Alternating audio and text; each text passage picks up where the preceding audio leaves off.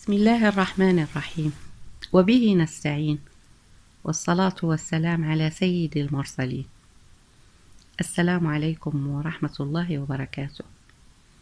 أهلا وسهلا بكم أعزائي الكرام، أهلي أقاربي وأصدقائي. أتمنى أن تكونوا في أتم الأحوال، متمتعين بصحة جيدة، قلوب مطمئنة، وراحة بال. كل سنة وأنتم طيبين.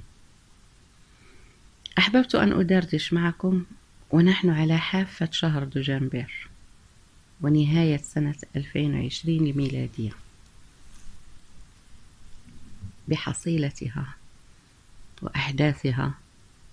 نودعها بابتسامة ضاحكة مريرة مليئة بالحزن والأسى، ونستقبل السنة الميلادية الجديدة بفرحة وبهجة وأمل كبير وتفاؤل، اقتداء بالنبي عليه أفضل الصلاة والسلام في حديثه لما قال: تفاءلوا خيرا تجدوه، بشروا ولا تنفروا، يسروا ولا تعسروا.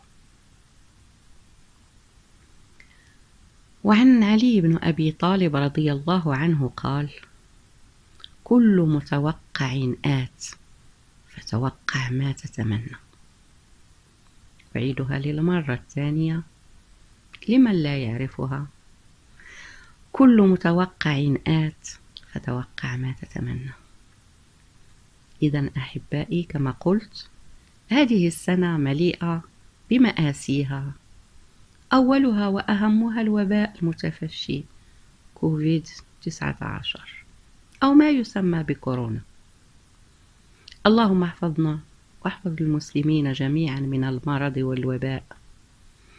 هذه الجائحة الكبرى التي حصدت ملايين الأرواح، ويا ليتها اكتفت بهذا.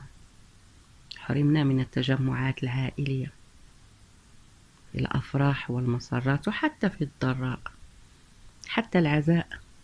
أناس كثيرة نقلوا إلى مقابرهم في سكوت وهدوء، وأفراد معدودة على رؤوس الأصابع في الجنائز،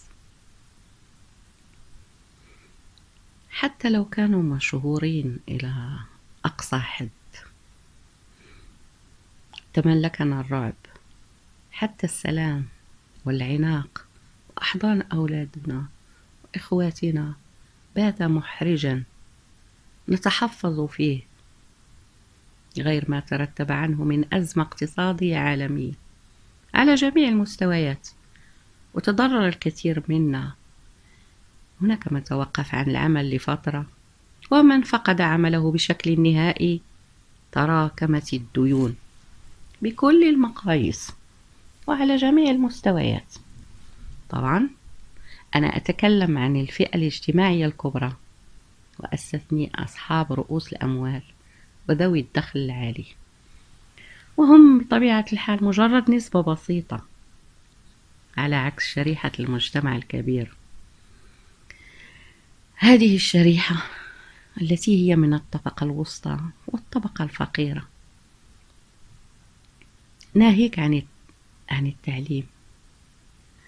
التعليم الذي أعتبره كارثة كبرى، لأن أصل المستوى ضعيف إلى أدنى حد، واكتمل بالتعليم عن بعد أو تقصير ساعات، أو مثلا استثناء بعض الأيام، ممكن أن تقتصر على 3 أيام في الأسبوع أو يومين حسب المدارس. الحمد لله والشكر لله على كل حال. اللهم عافنا مما ابتليت به غيرنا، ويبقى الأمل هدفنا. طبعا الأمل، نطمح إلى أفضل ونستبشر خيرا. فيا أحباتي، ننسى كل ما فات، نترحم على من فقدناهم. اللهم ارحم أموات المسلمين جميعا، واجعلهم من أهل الجنة، واكفهم عذاب القبر، وقهم عذاب النار.